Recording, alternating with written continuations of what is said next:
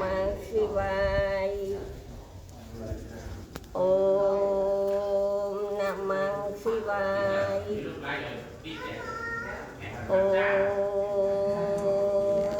Namah Shivaya Om Namah Shivaya Om Namah Shivaya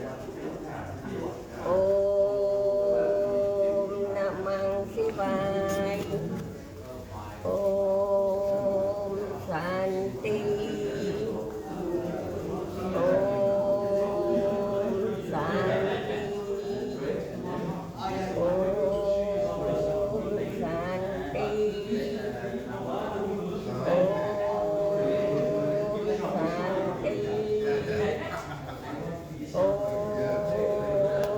Shanti Shanti Shanti Shanti Shanti Shanti đang ở đuôi tiên thời chung tham gia tụng tụng bây giờ về này đi cho ông chaព្រះវិស្ណុព្រះព្រហ្មព្រះវិស្ណុព្រះនរាយណ៍ព្រះសិវៈជាអង្គម្ចាស់បរមីឋានសួគ៌ទាំងអស់នឹងព្រះអង្គផុសទេសុខទាំងបរមីឋានសួគ៌ទាំងអស់ណាព្រមទាំងព្រះអង្គផុសដែលលោកត្រូវនឹងមកគង់នៅទីនេះជាអាសនៈរបស់ព្រះអង្គអញ្ចឹងបើសិនជាកូនចៅលោកមិនបានជ្រាបចំតាមដែលលោកនិយាយប្រាប់ទេឥឡូវខ្ញុំម្ចាស់សូមមើល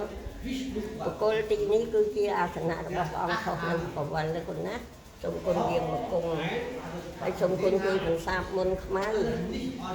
ដែលពួកវាបានដាក់លើមហានគរយើងគ្រប់ទិសទីកន្លែងទាំងអស់ឲ្យបានសាបរលាបនៅគុណចាស់ណាសាធុសាបើសិនជាលោកបាននិមន្តមកជាមួយនឹងព្រះអង្គវត្តចាទុំលើដើមចាគឺជាមហិទ្ធិឫទ្ធិដ៏អស្ចារ្យមួយហើយព្រះអង្គព្រះនរាយណ៍លោកត្រូវយាងទៅនៅគុំខាងលើហើយនេះស្រេចលើកូនចៅតែអ្នកគ្រប់គ្រងនៅទីនេះខ្ញុំម្ចាស់អត់ដឹងទេខ្ញុំម្ចាស់ទទួលតែពាក្យឋានសួគ៌មកទាំងប្រមាណសូមព្រះអង្គនមោទនាទទួលយកទីនេះជាអាសនៈរបស់ព្រះអង្គហើយសូមព្រះអង្គនមោទនាទទួលយកគ្រប់បុណ្យកុសលដែលខ្ញុំម្ចាស់បានធ្វើគ្រប់ទីកន្លែងដើម្បីមហានគរនេះឲ្យបានដល់អង្គគ្រប់គ្នាគុណចាស់ណាសាធុសាធុសាធុព្រះអង្គយាងមកហើយព្រះអង្គមកជួយមហានគរយើងហើយសូមអ្នកមោទនាបុណ្យទាំងអស់គ្នាសូមរតនាបុណ្យទាំងអស់គ្នាជ័យយោព្រះរាជាអាណាចក្រខ្មែរដ៏រុងរឿងជ័យយោមហានគរខ្មែររុងរឿងជ័យយោព្រះរាជាអាណាចក្រខ្មែរដ៏រុងរឿងសាធុសាធុសាធុណាសូមបងប្អូនលើកដៃឡើងសាធុណាដើម្បីឲ្យមហានគរយើងរុងរឿងអត់មានឲ្យប៉ះពាល់នយោបាយអត់ឲ្យមានគេហាមដាច់ខាតបើកូនចង់ឲ្យពន្លឺរបស់ព្រះអង្គមានបារមីខ្លាំងសូមកុំជីហើយថ្វាយរបស់ពណ៌លឿងហើយនឹងសយើងយកដាច់ជះអត់មានប្រើក្រហមយើងយកដាច់ជះគេប្រើបូជាឈាមគេប្រើក្រហមអញ្ចឹងយើងអត់ត្រូវការថ្វាយក្រហមទេបូជាក្រហមគឺពួកមុនខ្មៅមកហើយអញ្ចឹងយើងមានតែទៀនលឿងគឺតំណាងឲ្យដាច់ជះហ្នឹងហើយលឿងគឺជាហើយសដោយណាមេស្លៀកសនេះគឺដាច់ជះហ្នឹងហើយអូមកបនទទួលបានបនទាំងអស់គ្នាសាធុបានបនចាហើយដាក់ថ្វាយព្រះអង្គឥឡូវនេះកូនចៅយកផ្លែផល្លាយកមកថ្វាយចឹងសូមគុណនមោទនាទទួលយកណាគុណណានេះជាផ្លែសាធុសាធុសាធុអ្នកមោសតិភគវាតោព្រះមេដាគុណណាំងព្រះបិតាគុណណាំងព្រះពុទ្ធគុណណាំងព្រះធម៌គុណណាំងព្រះសង្ឃគុណណាំងអ្នកមោសតិ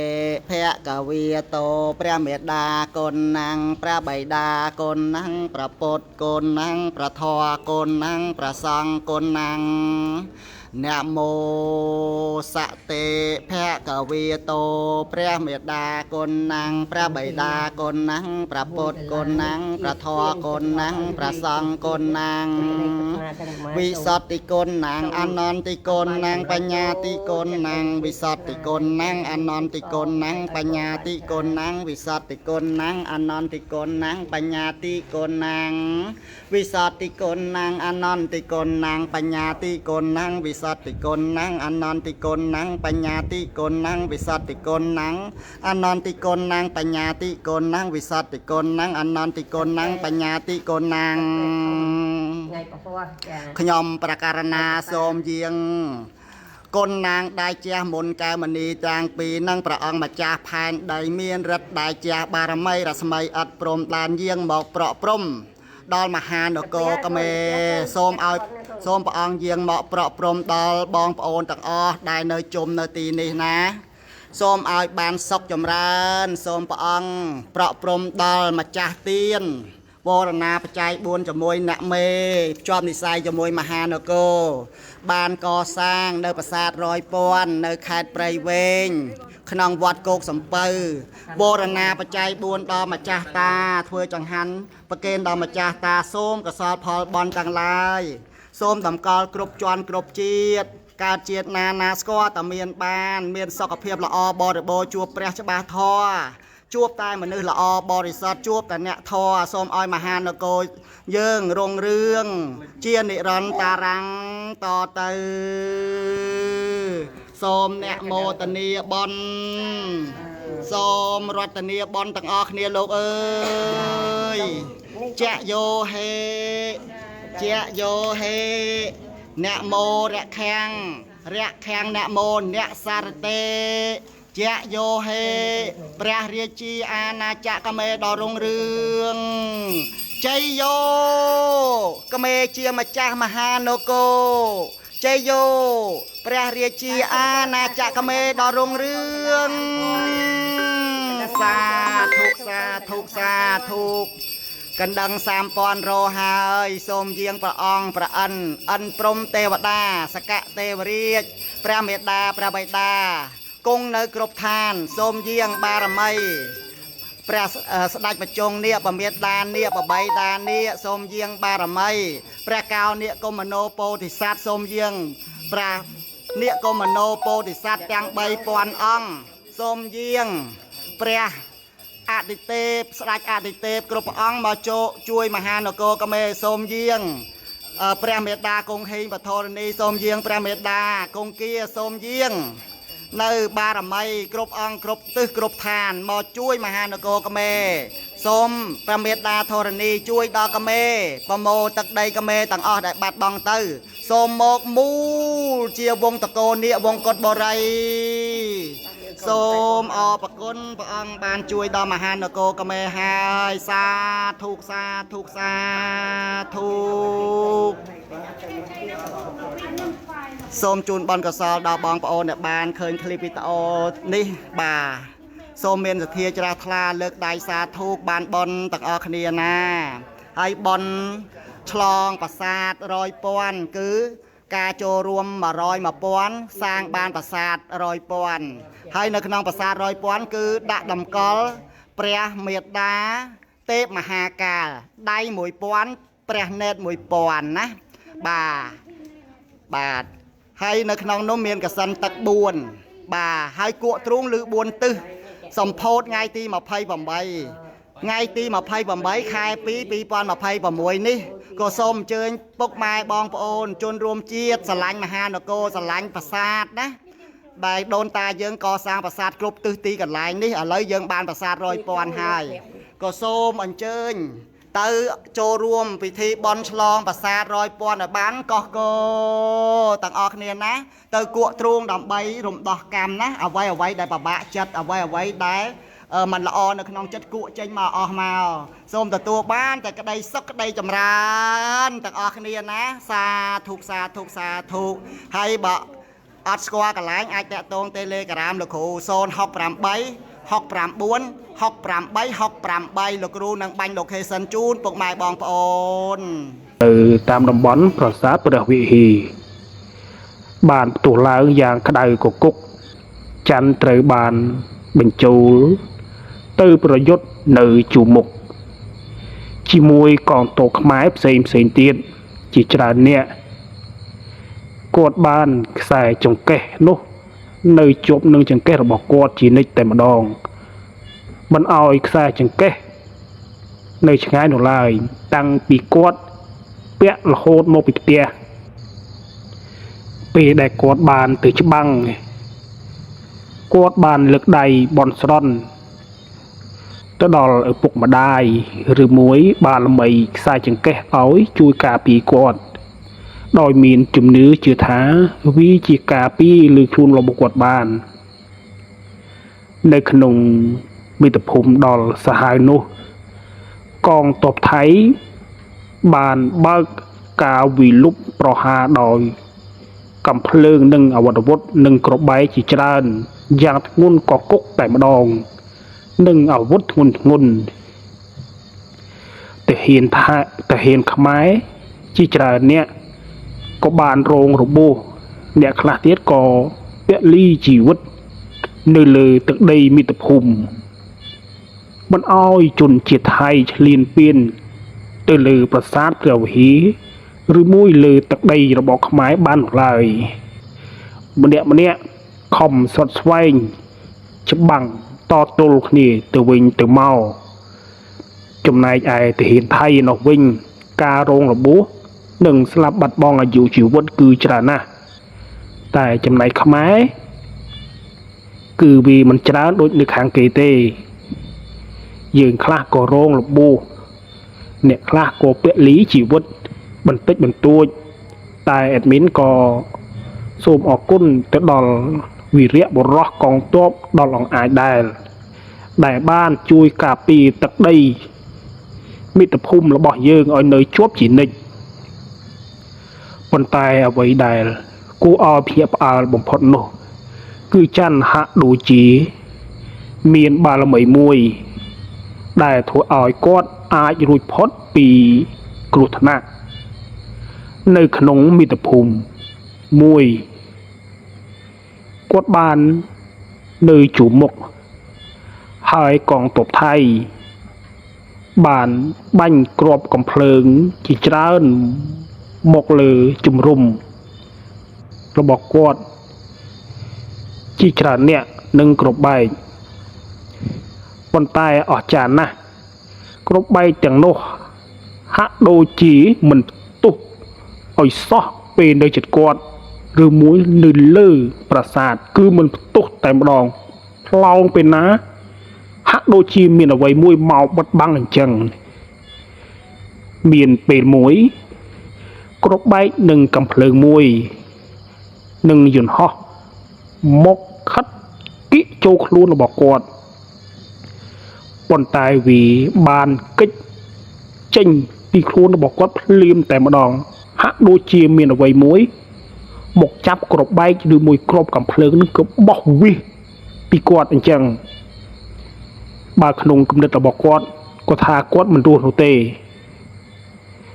ដោយសារតែយន្តហោះគឺទម្លាក់មកគឺនៅលើជំរុំរបស់គាត់ដែលគាត់កំពុងតែឈរជើងតែម្ដងច័ន្ទក៏មានអារម្មណ៍ថាភ័យយ៉ាងខ្លាំងក៏លើកដៃបន់ស្រន់ពីគុណពុកគុណម៉ែអាពេលធ្លាក់មកដល់ចិត្តដល់គាត់គ្រាប់នោះដូចមានអ្វីមួយបានចាប់មកបង្វិសឲ្យឆ្ងាយអញ្ចឹងគឺផ្ទុះគៀនគាត់ទេតែឲ្យរងគ្រោះគឺអត់មានទេហើយទៅប៉ះនឹងដើមឈើមួយដើមនៅក្បែរនោះទាហានថៃដែលឃើញហេតុការណ៍នេះបានភ័យខ្លាចហើយចាប់ផ្ដើមផ្អើលនឹងនិយាយគ្នាថាទាហានខ្មែរ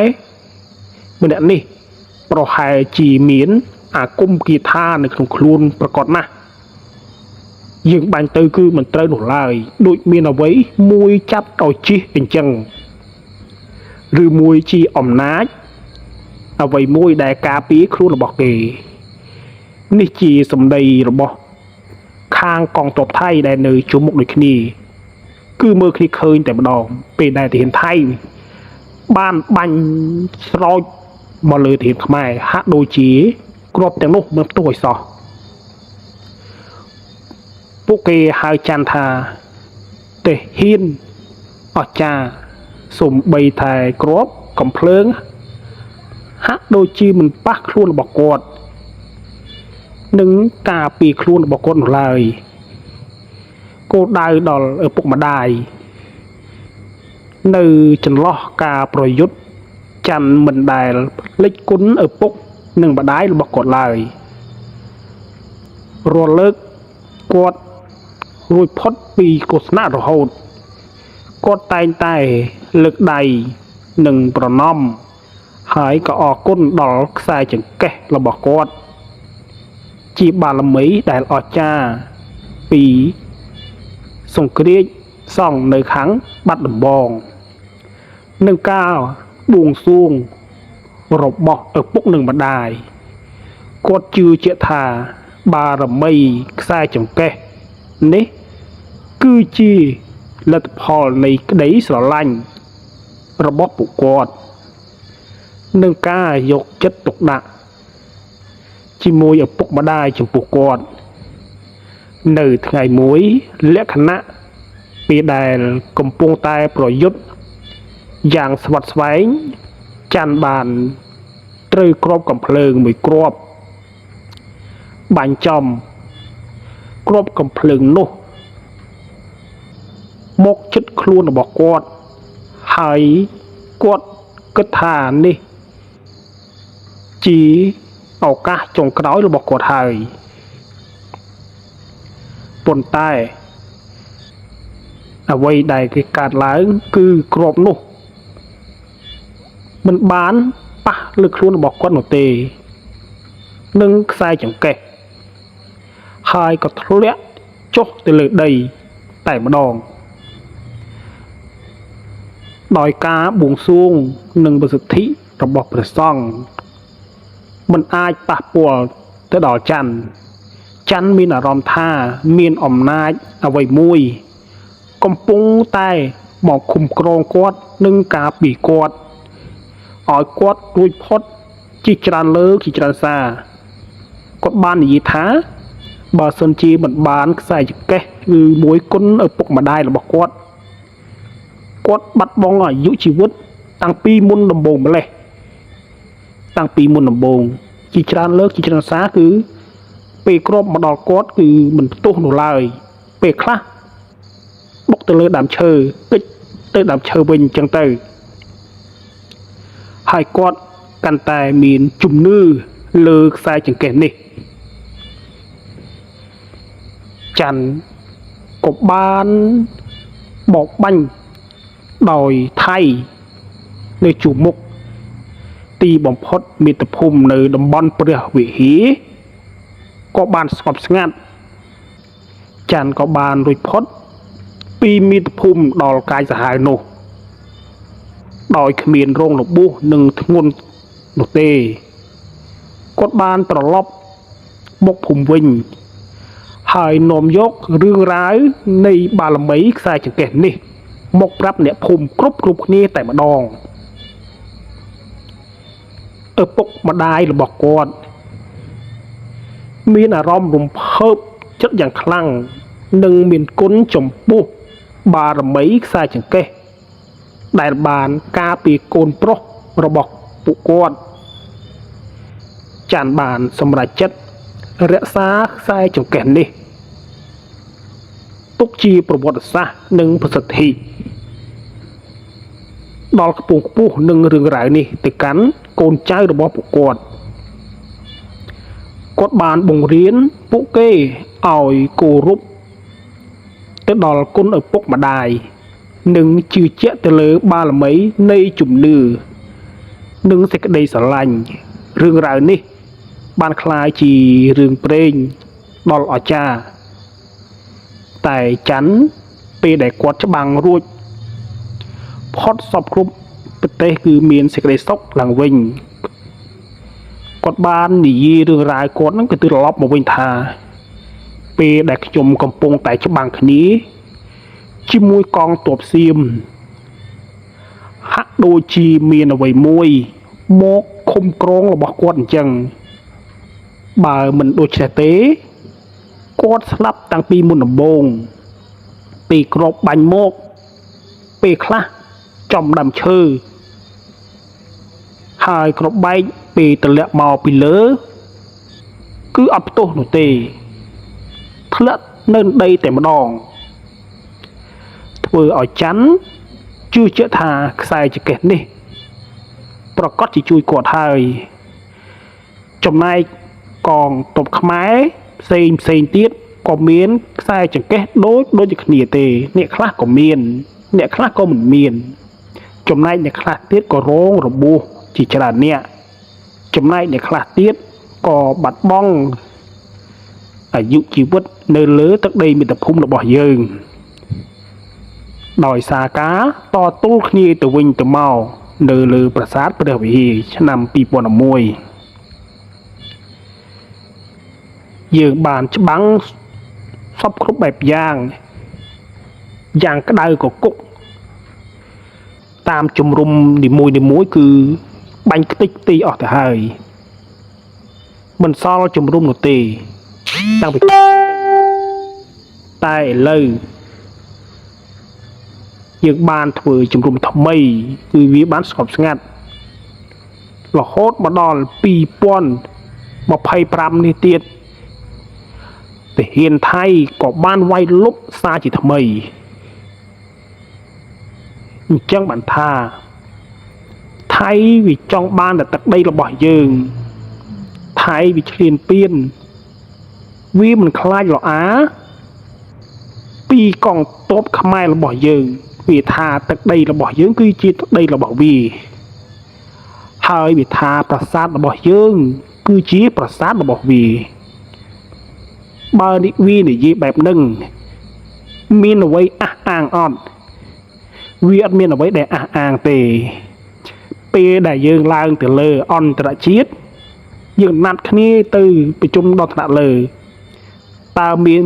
អវត្តមានថៃទៅអត់គឺអត់មានទេដោយសារតែវាគ្មានជាផុសតាង